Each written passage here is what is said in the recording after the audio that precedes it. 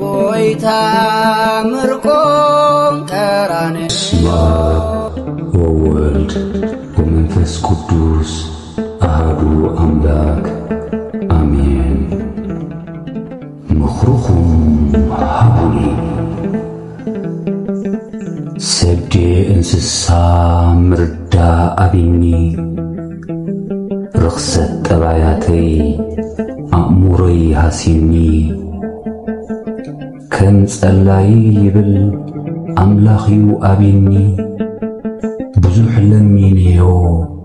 ድሌተይ ከልእኒ እቲ ድሌታተይወ ኣብ ጓይላ ክዓብድ ናሪ ድሌት ስጋይ ንነፍሰይ ከኽብድ ኣብ ወልፊ ናይ ዓለም ፈጺመ ከዕበድብድ እዚዩ ትድሌተይ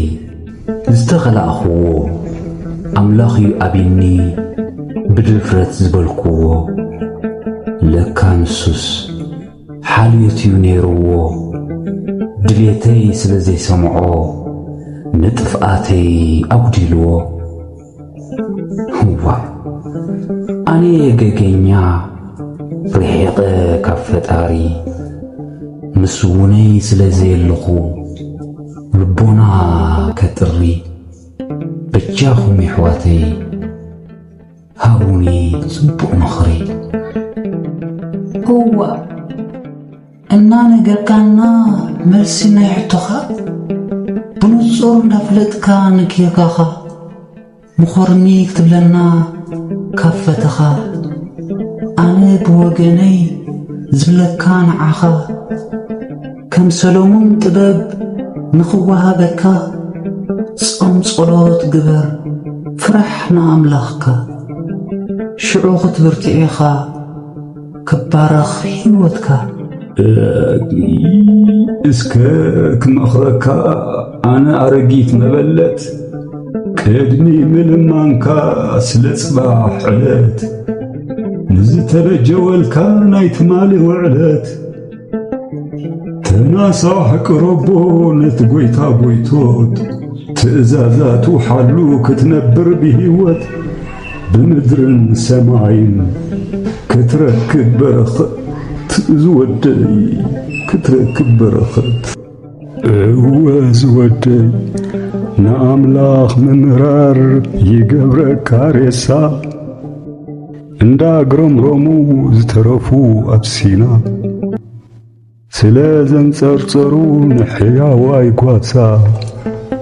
ኢያሱ ምስ ካሌብ እኮ ከነዓን ዝወረሳ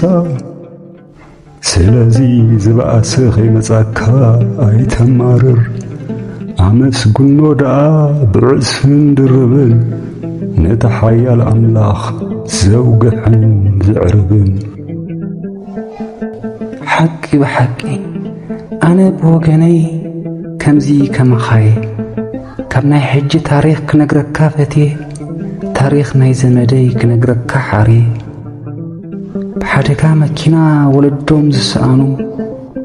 ከየማረሩ ንእግዚኣብሔር ኣመስገኑ ህያብ ናይ ፈጣሪ ኸኣ ኣብ ዓሞቱ ማንታ ተቐበሉ ክቡራት ኣሕዋተይ ስለቲ ምኽርኹም እግዚአብሔር ኣብ ሰማይ ጸማኹም ይኽፈልኩም ንድኹም ዓውኹም ብእምነት ክብር ተዓልኩም ከምቲ ብፍልጠትኩም ምኽሪ ዝለገስኩም ኣብ ጸሎትኩም ከዓ ዘኩርኒ መታን ከይጠፍኣኩም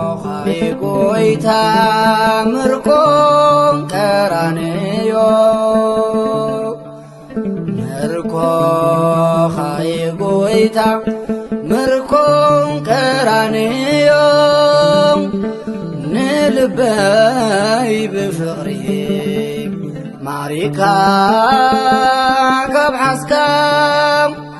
ምርኮኻይ ጎይታ ምርኮ ናይ ፍቕርኻ ስብሐት ለእግዚአብሔር ወለወላዲቱ ድንግል ወለመስቀሉ ክቡር ይታኮቱ ይሰብሕ ስሙ ለእግዚአብሔር